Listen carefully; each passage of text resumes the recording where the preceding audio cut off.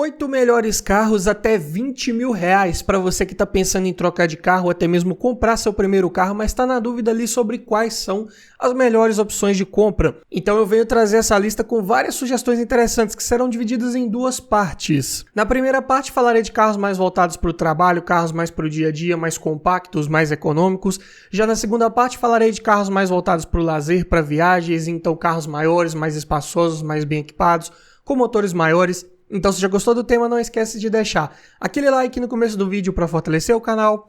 Se inscreva se ainda não for inscrito. Eu sou o Paulo Silva e esse é o Bate-Papo Automotivo.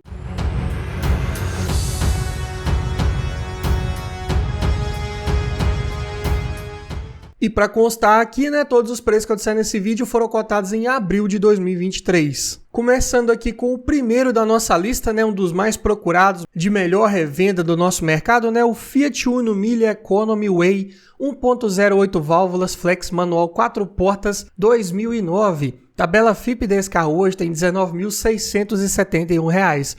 Aqui é equipado com o motor conhecido do nosso mercado, o Fire, comando simples no cabeçote acionado por correia dentada, pode ser uma excelente opção de compra de carro aí bem acessível, preços de peças baratas, fáceis de encontrar ainda nos dias atuais, muito bom. É um motor que gera 65 cavalos de potência na gasolina, 66 no etanol, torque de 9.1 kgfm na gasolina, 9.2 no etanol. Números razoáveis, para um carro de 820 kg, bem leve. A relação de peso-potência fica em 12,4 kg por cavalo. Aqui a proposta é de ser um carro mais urbano, um carro para o dia a dia, até para trabalhar com ele.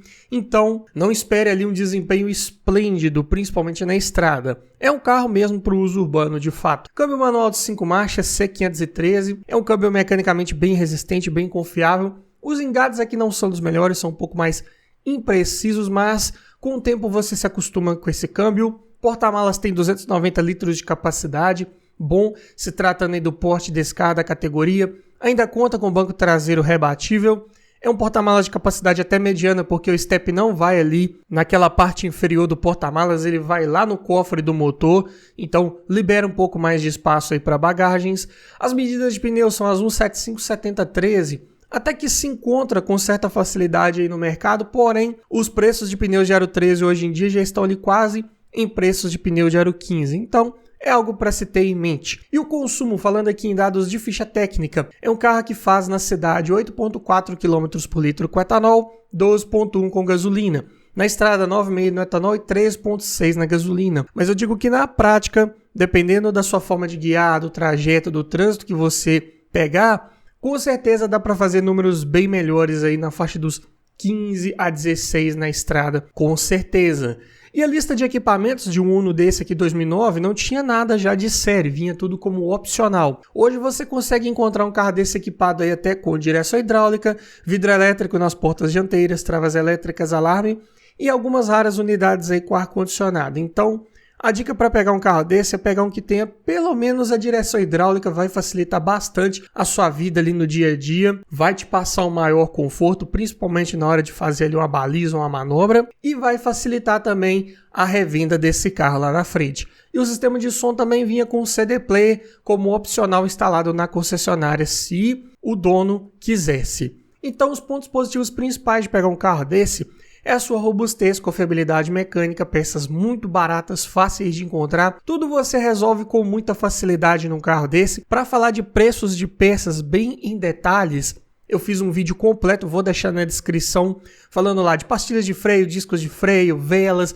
várias peças aí de trocas periódicas preventivas e muito mais sobre esse carro. Dá uma conferida lá depois que tem muita informação importante. É um carro com desempenho bom para a cidade, para um trânsito urbano, para o trabalho, para o dia a dia. Excelente consumo de combustível, boa visibilidade externa, tem uma boa área envidraçada, o que ajuda nas manobras ou em trânsito mais pesado, ao mesmo tempo em que é um carro de dimensões externas mais reduzidas, então compacto, ótimo também para o trânsito urbano, suspensão mais elevada nessa versão Way aí, então é um carro bom também se você precisa pegar uma estrada de terra eventualmente, é um carro que não vai raspar o fundo ali em lombadas e em entradas e saídas de rampas de garagem, isso é ótimo. E também tem a questão da revenda, um carro muito procurado no mercado, é um carro que ultimamente está sendo negociado até um pouco acima de tabela, então Para quem está vendendo é bom, consegue vender ele bem, consegue vender rápido, principalmente essa versão aí 4 portas. Porém, é claro que para você que está pensando em comprar, tem que procurar com um pouco mais de calma para encontrar um aí em boas condições, bem cuidado e por um preço aí também razoável. E os pontos de atenção são o seu acabamento, que é claro, é de carro compacto, não espere boa qualidade ali dos materiais, espaço interno também é mais reduzido, conforto ao rodar também não é dos melhores, é um carro que tem uma suspensão mais voltada para você conseguir levar um pouco mais de peso ali naquele porta-malas, então a consequência disso é uma suspensão que pula um pouco mais, é mais seca ali, principalmente se esse carro estiver leve, estiver vazio, né? Existem também vários relatos de corrosão ali na região onde vai o pé do passageiro do banco dianteiro. E ali naquele assoalho é justamente onde vai gravado o número do chassi. Então é um detalhe para você observar com bastante atenção, levantar aquele carpete e ver se aquela numeração de chassi não está ilegível, não está começando a ficar ali corroída, porque quando você for transferir um carro desse para o seu nome, isso pode te gerar um transtorno e um problema aí. E além disso, né, como é um carro de projeto mais antigo, claro que vai ter um baixo nível de segurança a bordo em caso de colisão. Mas para você que quer um carro mais espaçoso, com um porta-malas maior, dá para pensar que também no Fiat Siena LX 1.3 8 válvulas flex manual 2005, aqui é o Siena de terceira geração, né, o segundo facelift, já naquele design ali do famoso Palio Bolha, né, um dos mais conhecidos aí do nosso mercado. Tabela FIP está em R$ 19.198. E aqui é o mesmo motor Fire lá do Uno, porém a cilindrada é um pouco maior, né, 1.3, mas mecanicamente falando é o mesmo comando simples no cabeçote acionado por correia dentada. Cilindrada um pouco maior, gera 70 cavalos de potência na gasolina, 71 no etanol. Torque de 11,4 kgfm na gasolina e 11,6 no etanol. Aqui já é um carro de 1.065 kg, um pouco maior, um pouco mais pesado. Então a relação de peso-potência aqui fica em 15 kg por cavalo. É um carro realmente pesado para o motor que ele usa, mas novamente repetindo, estou falando de carros aqui de proposta mais urbana para o dia a dia, para serem mais econômicos e atender em outros requisitos que talvez seja mais importante para você, como por exemplo o porta-malas, que tem ótimos 500 litros de capacidade, dá para levar muita coisa nesse carro e ainda sobra espaço. Já o câmbio é o mesmo lá do Uno, né? O C513 também, de engates um pouco mais imprecisos. Medidas de pneus, um 756514, são medidas bem convencionais para aro 14, dá para encontrar ainda com certa facilidade no mercado. E o consumo, apesar de ser um carro pesado pelo motor, ainda não faz muito feio. Na cidade faz 7,7 no etanol e 10,1 na gasolina. Na estrada, 10,5 km por litro com etanol e 14,2 com gasolina. Em números aqui na estrada está até melhor que o Uno. Na cidade não, é um carro mais pesado mesmo de fato.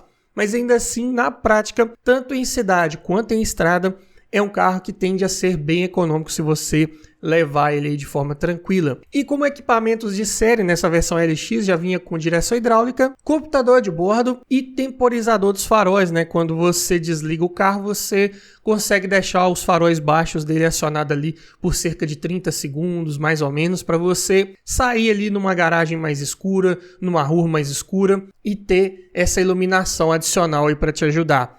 Além disso, como opcionais, ele podia vir equipado com coluna de direção ajustável em altura, vidro elétrico nas portas dianteiras, travas elétricas, alarme, rodas de liga leve, ar-condicionado, duplo airbag frontal e freios ABS. Então, dá para tentar pegar um carro desse aí o mais completinho. Se pegar ele com ar-condicionado, melhor ainda, né? Como eu disse, na questão da revenda. Mas aqui, pelo menos, a direção hidráulica já vinha de série, então, muito bom, com certeza. E o sistema de som também era opcional, mas esse já vinha instalado de fábrica. Se equipado, era um sistema com leitor de CD. Para o ano aí de 2005, é o que tinha de mais comum aí no mercado. Pontos positivos: motor resistente, confiável, assim como lá no Uno, peças também igualmente baratas, fáceis de encontrar. Excelente consumo de combustível, carro de bom acabamento interno, comparado com o que tinha de concorrentes na época, muito bom. Carro bem confortável ao rodar. Lista de equipamentos, se você pegar aí com a maioria desses opcionais, ela é bem completinha, pode te proporcionar uma boa relação de custo-benefício, porta-malas de excelente capacidade e um carro até de boa altura do solo, então mais difícil também de raspar em algumas lombadas e entradas e saídas de rampas. Como pontos negativos, o espaço interno traseiro é mais reduzido, né? Um carro derivado aí de um compacto, né? Do Palio. então o espaço ali para os joelhos, se for uma pessoa um pouco mais alta, pode ser mais limitado. Estabilidade também não é das melhores, por ter uma suspensão mais macia voltada para o conforto. É um carro que não passa muita segurança em curvas de alta velocidade. Engates do câmbio, como eu disse, também não são dos melhores, e o desempenho também é fraco, aí se tratando de 1.3 para um carro de mais de 1.000 quilos. Mas se você quiser um desempenho um pouco melhor e ainda economizar combustível, dá para pensar aqui no Renault Clio Campus 1.0 16 válvulas flex, manual 4 portas 2009. A tabela dele está até um pouco mais barata do que os que eu falei anteriormente, R$ 18.018. Equipado aqui com um conhecidíssimo motor D4D origem Renault, comando simples no cabeçote acionado por correia dentada, mas aqui é um motor de 16 válvulas que respira melhor ali em altas rotações principalmente. Então, mesmo sendo 1.0, ele consegue gerar 76 cavalos de potência na gasolina e 77 no etanol. E torque de 10 kgfm na gasolina e 10.2 no etanol. Olha só, em potência gera até mais do que o Siena 1.3, bem curioso, não é verdade? E é um carro leve, 880 kg, então a relação de peso-potência aqui já ficou em 11.4 kg por cavalo. Na sua época era considerado aí um dos 1.0 de melhor desempenho, de melhores respostas, com certeza. Câmbio manual de 5 marchas, aqui é o JB1. Os engates aqui eles são mais pesados também, não são tão precisos. A comunicação ali entre alavanca e câmbio é feita por barra de aço, então engates também mais pesados, infelizmente. Porta-malas tem 255 litros de capacidade, bem pequeno. Aí se tratando de um hatch compacto, mesmo assim está bem limitado. Medidas de pneus mesmas do Siena, 756514. E o consumo na cidade fica em 7,2 km por litro no etanol, 11,4 na gasolina.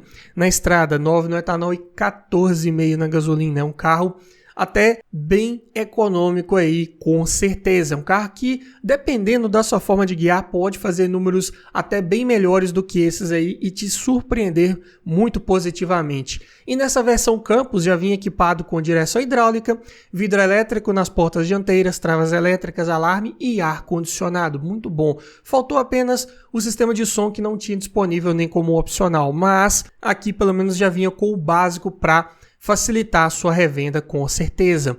Pontos positivos principais de pegar um carro desse: robustez, confiabilidade mecânica. É um motor que tem suas particularidadezinhas ali, né, comparado com o Fire, por exemplo, mas se você cuidar bem ali da parte preventiva, dificilmente vai ter problemas também. Preços de peças da mesma forma, bem acessíveis. Você encontra aí até com certa facilidade peças ainda para esse carro.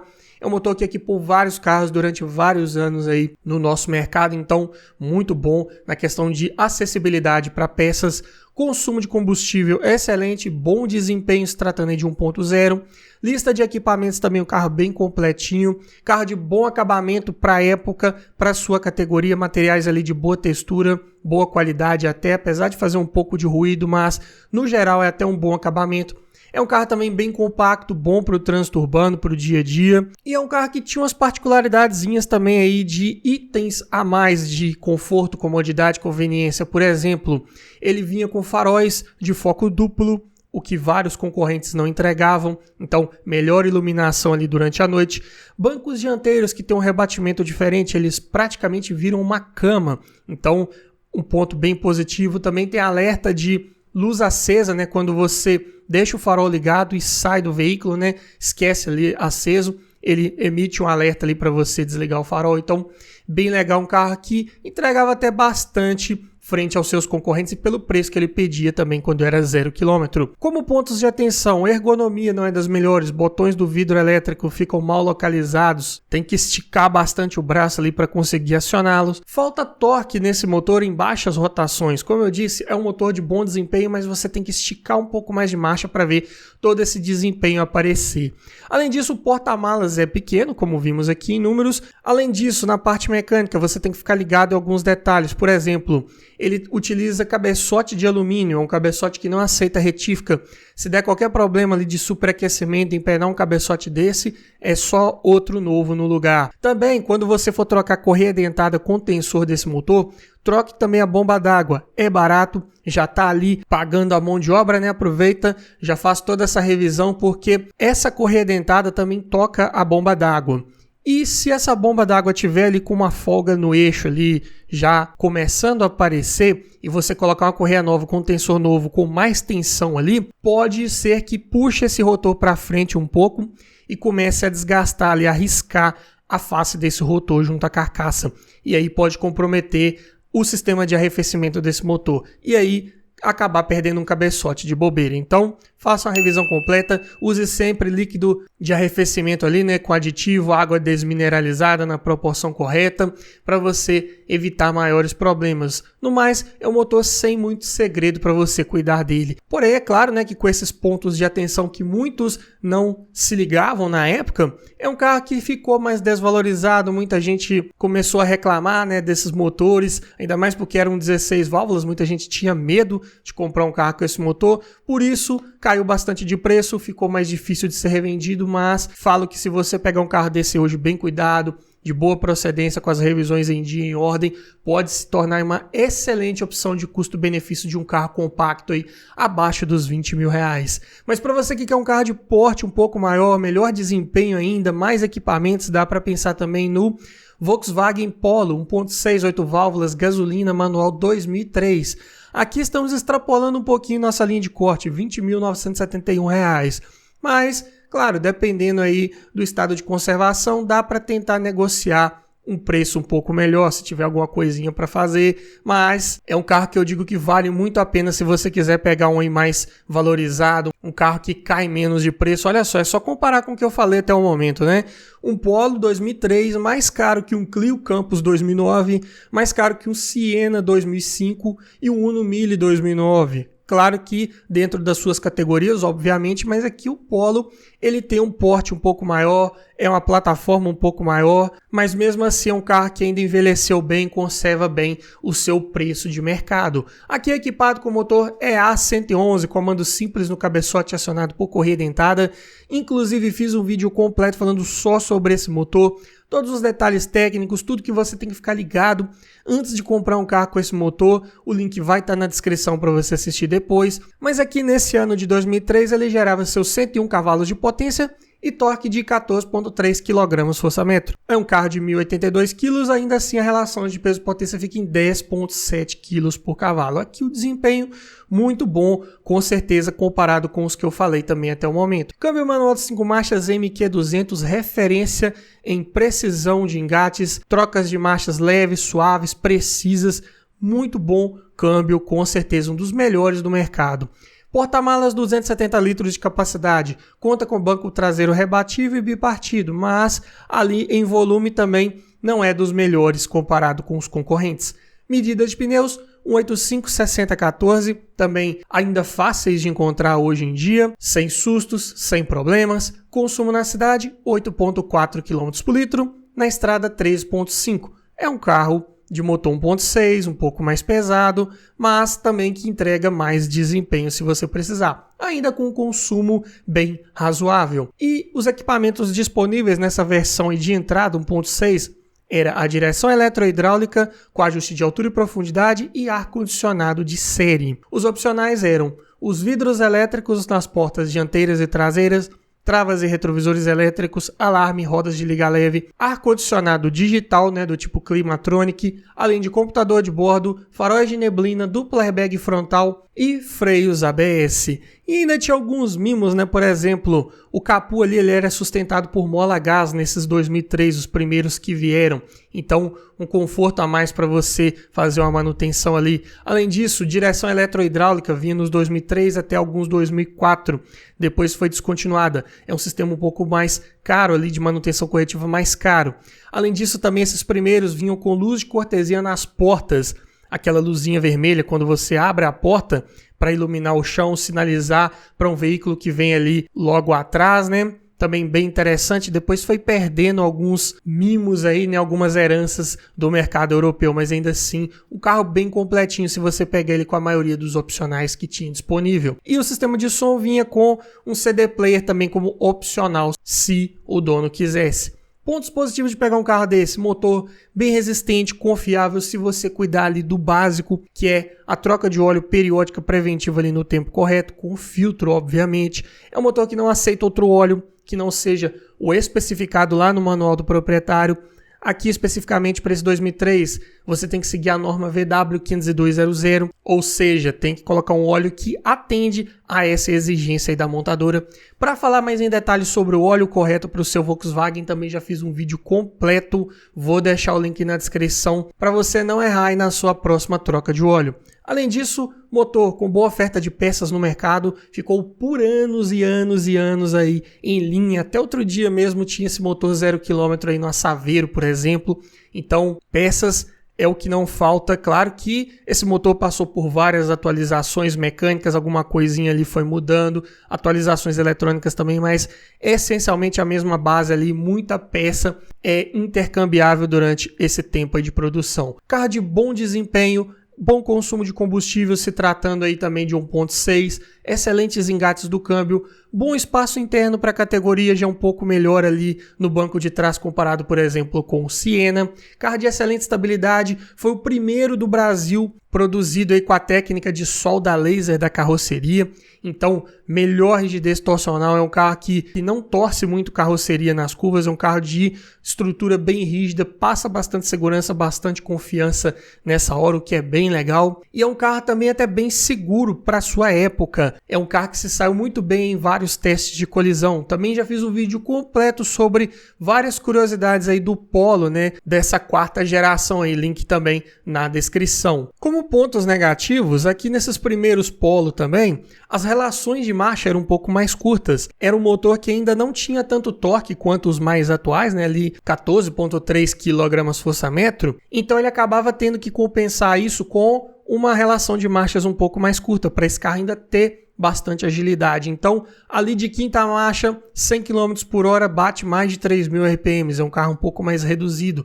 Pode prejudicar um pouco o consumo de combustível nessa hora, se você estiver andando ali, fazendo uma viagem acima dos 100, 110 km por hora, principalmente. Além disso, né, nesses primeiros que vinham com direção eletrohidráulica, como eu disse, é um sistema que, se você precisar reparar, vai ser mais caro. Então, algo para ficar ligado, ter em mente. Muita gente costuma substituir, né, quando dá esse tipo de problema e precisa trocar ali aquele sistema de direção eletrohidráulica, acaba colocando já do mais novo, né, que vinha com a direção hidráulica. Então, uma caixa de direção um pouco mais barata.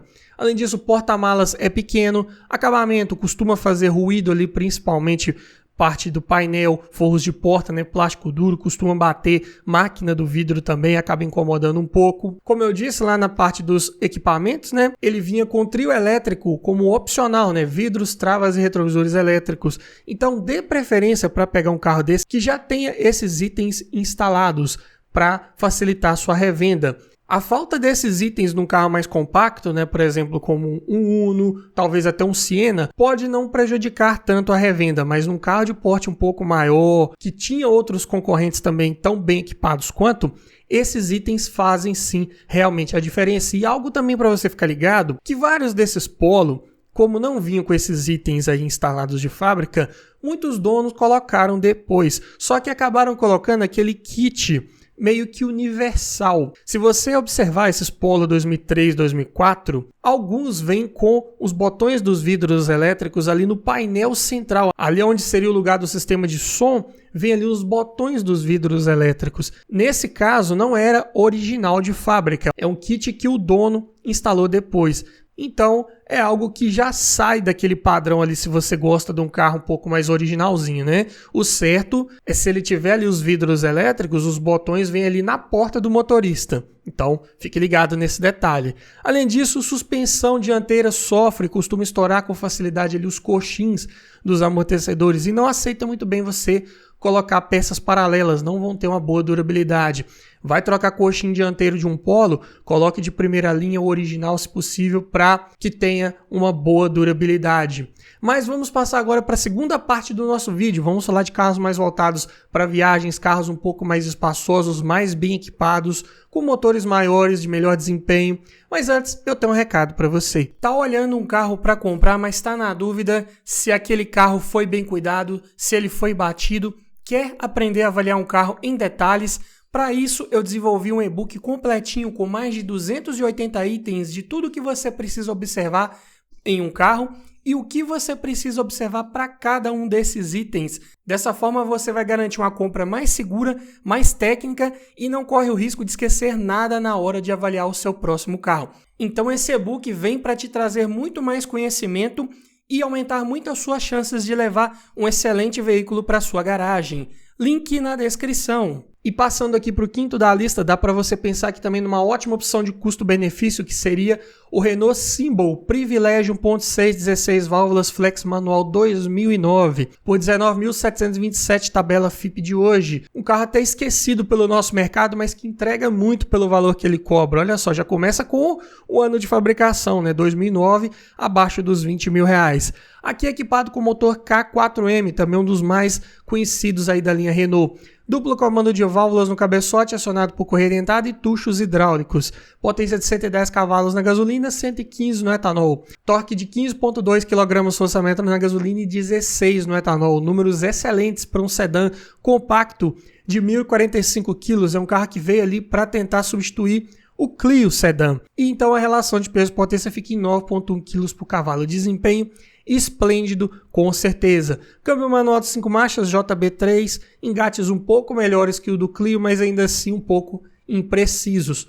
Porta-malas, um dos seus grandes pontos positivos, 506 litros de capacidade. Dá para levar bagagens da família inteira em uma viagem, com certeza. E ainda conta com banco traseiro rebatível. Medida de pneus 855515, aqui são pneus um pouco mais estreitos, fique ligado, principalmente se estiver pegando chuvas mais fortes, não abuse muito da velocidade nesse carro. Consumo na cidade, 7,5 no etanol, 10,8 na gasolina, na estrada 8,4 no etanol e 12,8 na gasolina. Números razoáveis para a época, se tratando de um motor 1.6 16 válvulas. E a lista de equipamentos, estou falando aqui da versão top de linha, né? Privilege, vem de série com direção hidráulica, com ajuste de altura, vidros, travas, retrovisores elétricos, alarme, rodas de liga leve, ar-condicionado digital, um dos diferenciais desse carro para vários de seus concorrentes, além de computador de bordo, duplo airbag frontal e faróis e lanternas de neblina. E o único opcional disponível era os freios ABS.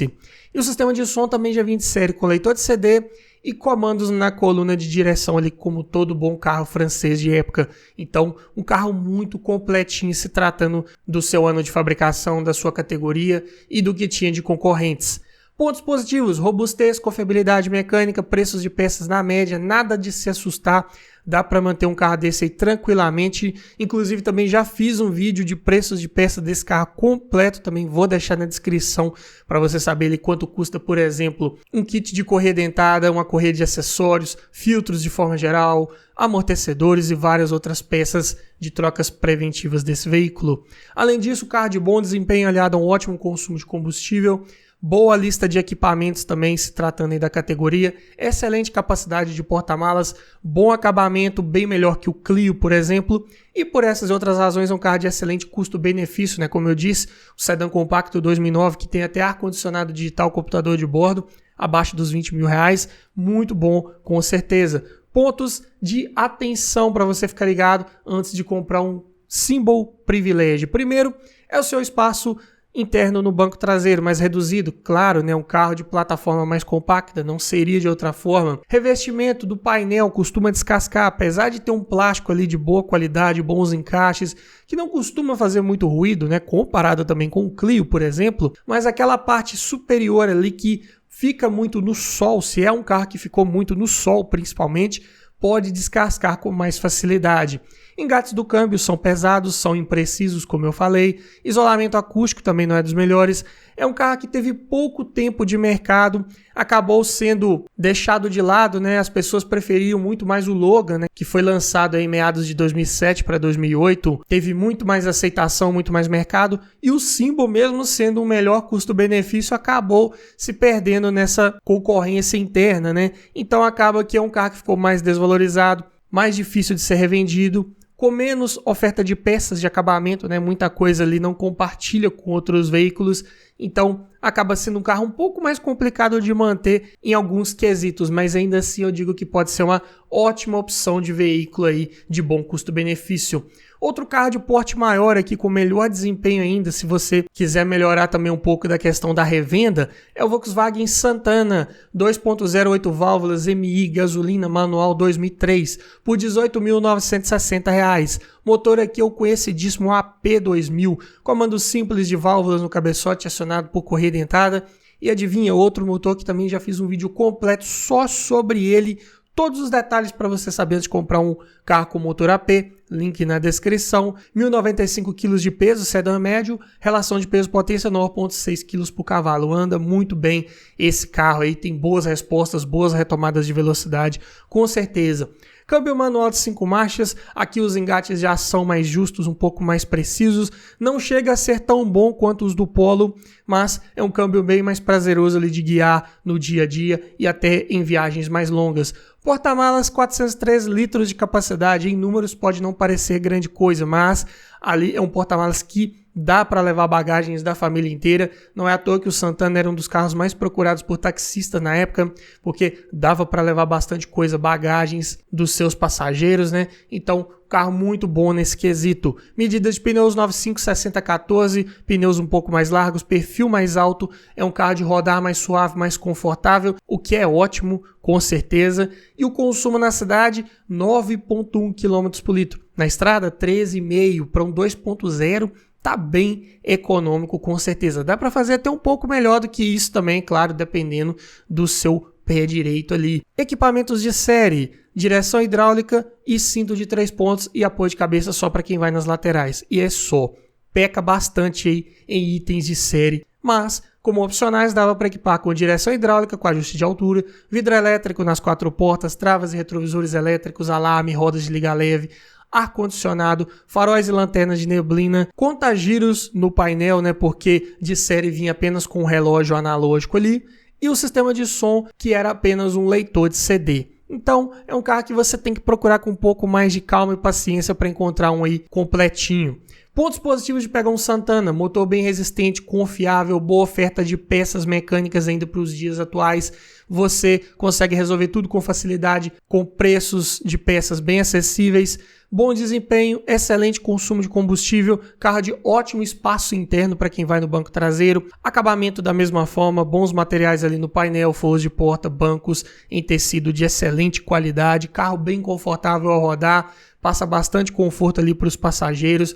Em longas viagens se torna uma ótima opção aí, com certeza, e é um carro até bem procurado no mercado e para os seus padrões, para o seu porte e nessa faixa de preço aí também. Pontos negativos: por ter uma suspensão muito macia, não é dos melhores na questão da estabilidade também. É um carro que você tem que curvar com um pouco mais de cautela, não dá para abusar muito. Isolamento acústico também não é dos melhores. Carro de baixo nível de segurança a bordo em caso de colisão, plataforma antiga lá dos anos 80, lá do Santana de primeira geração. Também na questão estrutural, é uma carroceria que traz as suas falhas ali de fabricação de um projeto mais antigo, costuma apresentar trincas ali na parede corta-fogo, nas torres dos amortecedores e no túnel central também, além de filtração de água no porta-malas é bem comum nesse carro. Forro de teto e forro de porta costumam descolar com certa facilidade, principalmente se é um carro que ficou muito no sol, e algumas peças de acabamento hoje em dia já estão um pouco mais difíceis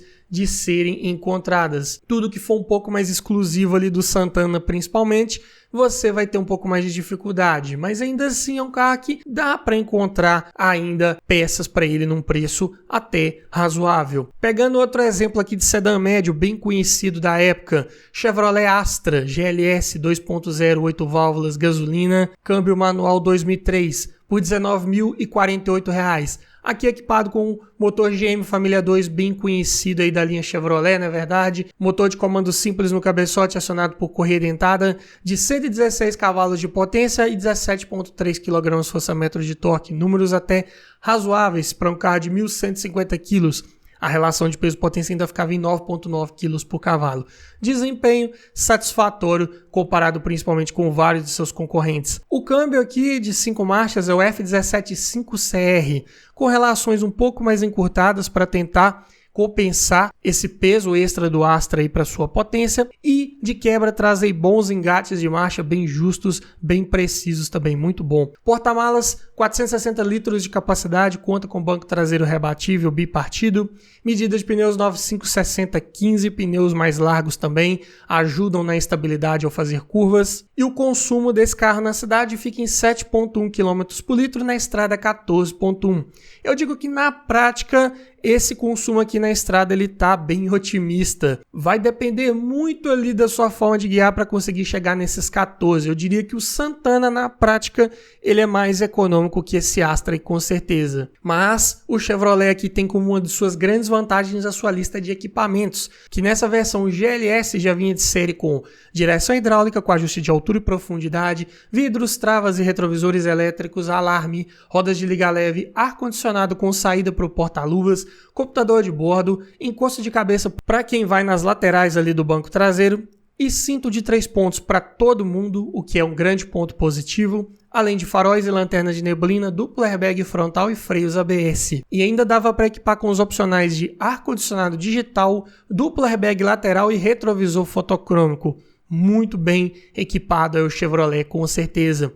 E o sistema de som já vinha de série com leitor de CD e comandos no volante. Muito bom também na parte aí de áudio. Pontos positivos de pegar um Astra desse é o seu motor bem resistente, confiável, peças baratas, fáceis de encontrar até para os dias atuais. Tudo também se resolve com muita facilidade aí num carro desse. Além de ter um bom desempenho, boa lista de equipamentos como vimos aqui, excelente espaço interno para quem vai no banco traseiro, ótimo acabamento soft touch ali no painel central, bancos e forros de porta em tecidos também de boa qualidade, o que é ótimo. A Chevrolet nessa época caprichava bastante aí nos seus revestimentos internos, ali veludo nos bancos, nos forros de porta, o que passa muito requinte aí comparado com os seus concorrentes. Porta-malas de boa capacidade, é um carro de melhor estabilidade ao fazer curvas, passa mais segurança e por essas e outras razões também é um carro de ótimo custo-benefício. Como pontos de atenção de um carro desse, consumo de combustível é um pouco mais elevado, infelizmente. Não dá para confiar muito aí nesses números de ficha técnica, isso aí eu digo na prática. Já andei num carro desse, já tive um Vectra por 2 anos com o mesmo motor. Digo que é bem difícil chegar nesses números. Mesmo o Astra sendo um pouco mais leve, eu digo que o motor em si ele já tem uma tendência de ter um consumo de combustível mais elevado. Além disso, é um carro baixo em relação ao solo, raspa o fundo ali com facilidade e também passa por escassez de peças de acabamento, principalmente. Mesmo aqui esse 2003, né, já é um pós-facelift que ficou aí em linha até 2011, mas também já saiu de linha há um bom tempo. Então, alguma peça ali mais específica do Astra, uma peça de acabamento, um aplique plástico, um para-choque, uma lanterna, já começa a ficar um pouco mais difícil de encontrar. Mas para você que gosta de veículos da Honda, também tem uma opção interessante aqui que dá para você procurar com um pouco mais de calma. É o Civic EX 1.7 16 válvulas gasolina manual 2001 por R$ 19.563. Aqui nesse ano modelo e nessa versão EX, né, top de linha, já vinha equipado com motor D17 Z3, que é um de comando simples no cabeçote, acionado por correia dentada, e variador de fase para as válvulas de admissão, né, o famoso VTEC. Então, esse motor já entrega 130 cavalos de potência e de 15,8 kgfm de torque. Era o mais desejado para quem queria um Civic de época, né, pegar com esse motor mais potente. E é um sedã médio de 1.155 kg, então a relação de peso-potência ainda fica em excelentes 8,9 kg por cavalo. Aqui da nossa lista é de longe o de melhor desempenho, de melhores respostas ao acelerar em retomadas de velocidade, com certeza. Câmbio manual de 5 marchas de excelentes engates, bem justos, bem precisos. Até lembra bastante os engates lá do Polo, então muito bom, com certeza. O porta-malas tem 402 litros de capacidade e conta com banco traseiro rebatível. Ele é ok para a categoria e nada além disso. Medida de pneus 8,565/15, perfil mais alto, pneus que tentam ajudar um pouco no conforto ao rodar, mas ainda assim são pneus bem fáceis de encontrar no mercado, preços na média, nada para se assustar. Consumo de combustível na cidade, 8 km por litro, na estrada 3,7.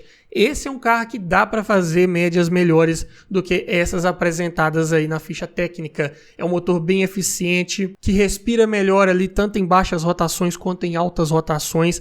É um motor que entrega muito em desempenho pelo peso desse carro. Então dá para manter ter velocidade ali com tranquilidade, com facilidade e ainda ter um bom consumo de combustível.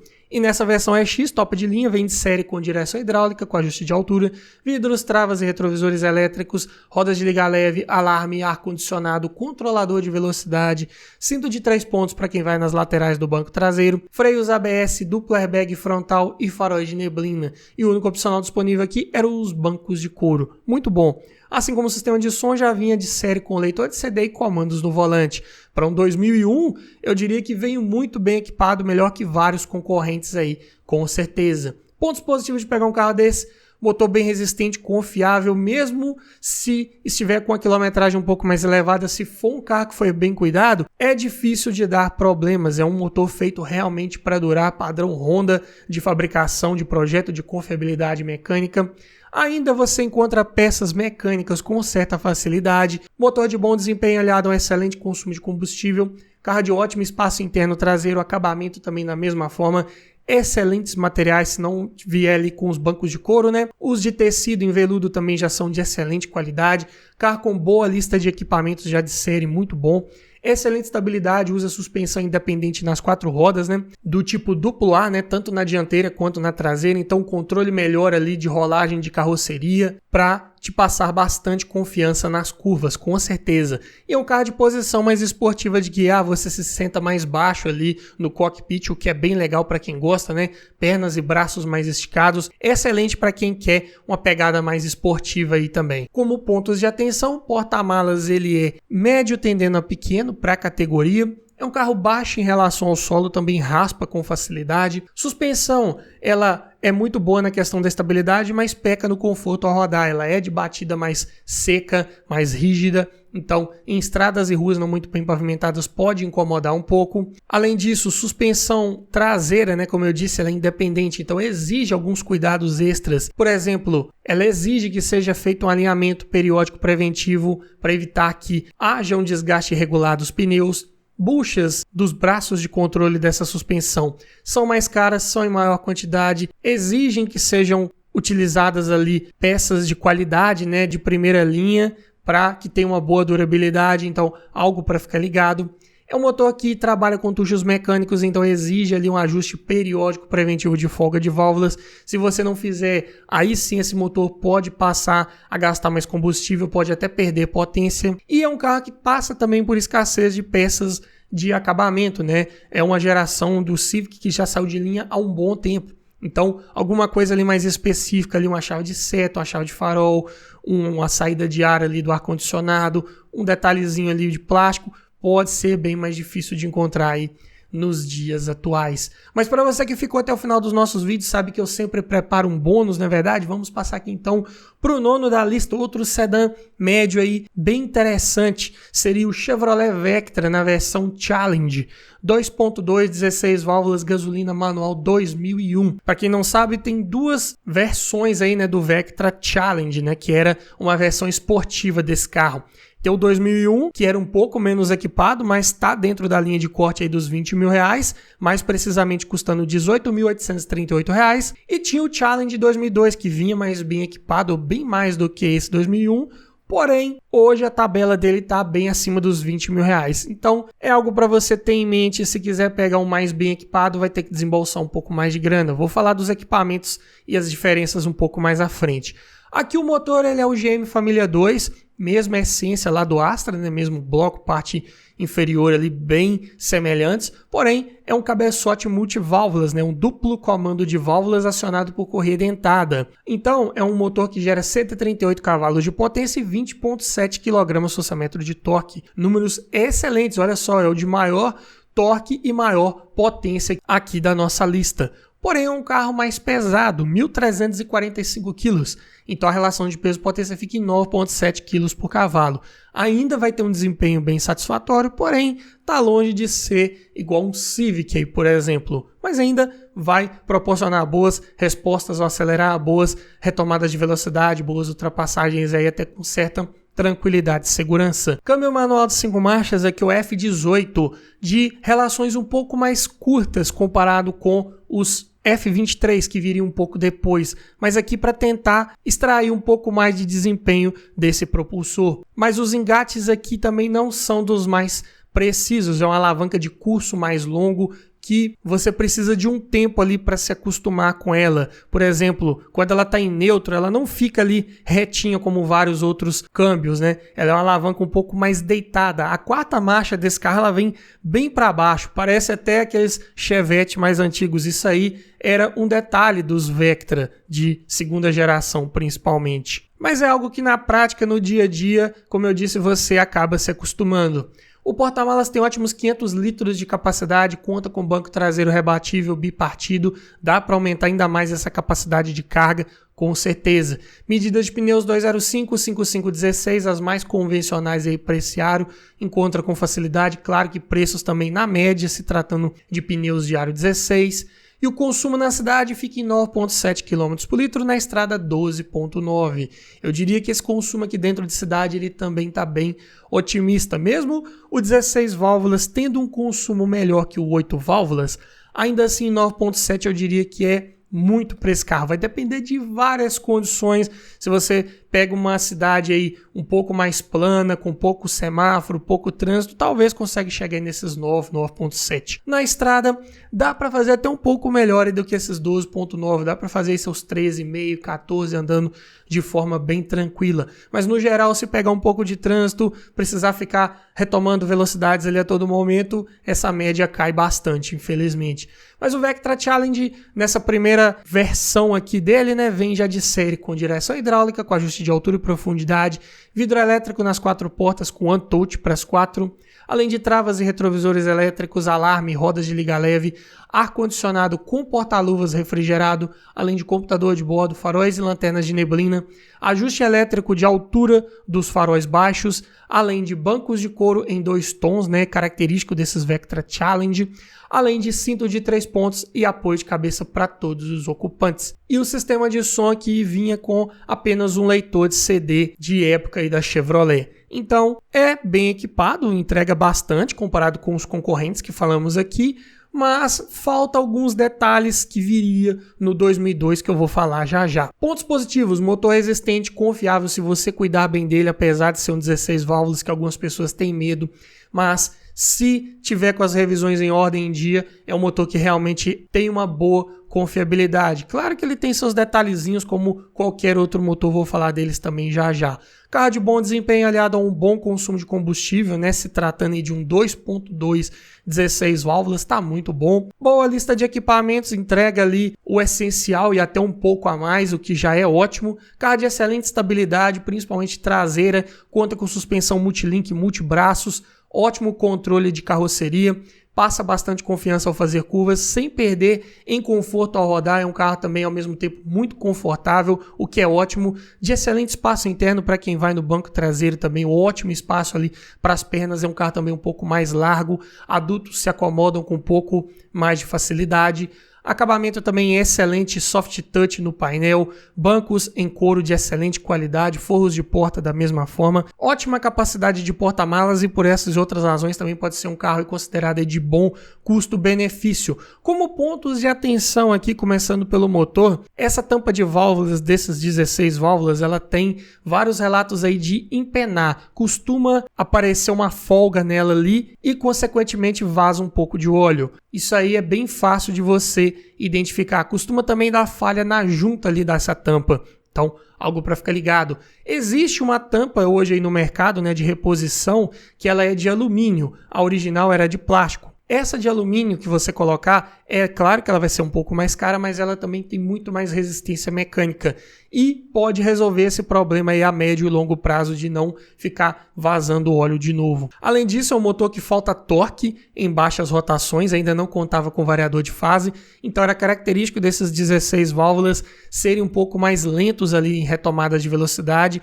Para você conseguir ver todo esse desempenho, todos esses mais de 20 kgfm de torque, tinha que reduzir mais marcha, botar o giro ali acima das 4.000 RPMs para ver todo esse desempenho aparecer. Mas quando esse motor acorda, realmente ele proporciona uma boa resposta aí. Preços de peças, claro que não é tão barato de manter quanto os 8 válvulas, né? Por exemplo, eu falei lá do Astra. Alguma coisa que vai ser um pouco mais cara, algumas peças aqui são diferentes, são mais bem dimensionadas para um motor que gera mais potência, consequentemente gera mais pressão, gera mais calor também. Então, algo para ficar ligado, mas nada que torne esse carro também inviável de manter. Como eu disse, nesses 2001 vinha um pouco menos equipados, né? Por exemplo, o que faltava aqui? O ar-condicionado digital, que não tinha nem como opcional, além de retrovisor fotocrômico. O volante era diferente, né? Nesse 2001 é o volante de 3 raios. Já no 2002 era o volante de 4 raios com comandos de som. Então também outro equipamento que não vinha nesse 2001. Além disso, os 2002 tinham opcional de duplo airbag frontal, ABS, teto solar elétrico e controlador de velocidade. Mas também o preço de tabela dele aqui agora em abril de 2023 está em R$ 21.988. Então, se quiser pegar esses itens a mais, tem que procurar com um pouco mais de atenção. Sem falar em alguns detalhes, né? O 2002 já tinha aquele facelift ali do para-choque, com aquela parte inferior ali, aquela grade central de desenho mais reto.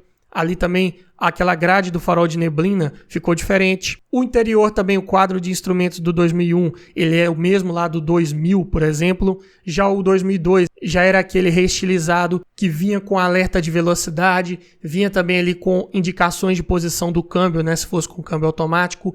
Então, o 2002 ele tem o seu requinte adicional. O desenho das rodas também era diferente.